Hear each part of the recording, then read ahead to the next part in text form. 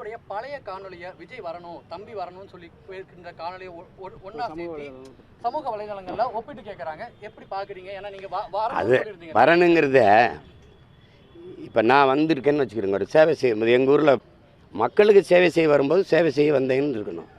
நீங்கள் உயர்ந்த இடத்துல நடிச்சுக்கிட்டு இருந்தீங்க, உங்களுக்கு ஒரு சந்தை மதிப்பு இருக்குது, உங்களுக்கு வந்து இது இருக்குது, வியாபாரம் இருக்குதுன்னு தெரியுது.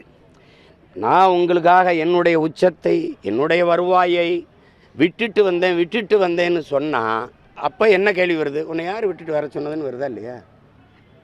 வருதா இல்லையா? 500-600 ஏக்கரை நாட்டுக்கு எழுதி வச்சேன். வந்தால் சொல்லக்கூடாது, வந்துட்டீங்கலாம் சொல்லக்கூடாது. புரியுதா? அது எப்படி இருக்குன்னா, நீங்கள் அதை ஒன்றும் கேட்கவே இல்லைங்கிற கேள்வியை படும்ல. உன்னை யார் அப்படி வர சொன்னதுப்பா? நீ போய் உன் உச்சத்திலே இருப்பா, நீ ஒரு ரூபாய் இழக்காமல் பார்த்துக்கப்பான்னு சொல்ல தோணும். உங்களுக்கு தோணலையா? தோணுதா இல்லையா?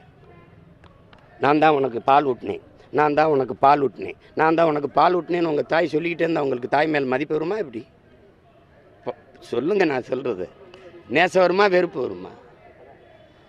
அதனால் அது ஒரு தலைவனுக்கு அழகில்லை. வந்தோம், நம்ம செய்கிறோம், இது என் கடமை, நாங்கள் செய்கிறோம் அப்படின்னு வரணும். என்னை வாழ வச்ச மக்களுக்கு நான் அவங்களுக்கு ஏதாவது செய்யணும்னு நினைக்கிறேன்னா செய்யணும். அதை விட்டு சொல்லிக்கிட்டே இருக்கக்கூடாது. அப்போ அந்த கேள்வி உங்களுக்கு எல்லாமே இருக்கலாம், இவருக்கு எல்லாமே இருக்கலாம். அவர் என் தம்பி, அவர்கிட்ட சொல்லக்கூடாது, அப்படி சொல்லாத அப்படின்னு சொல்ல வேண்டிய கடமையும் பொறுப்பும் எனக்கு இருக்குது.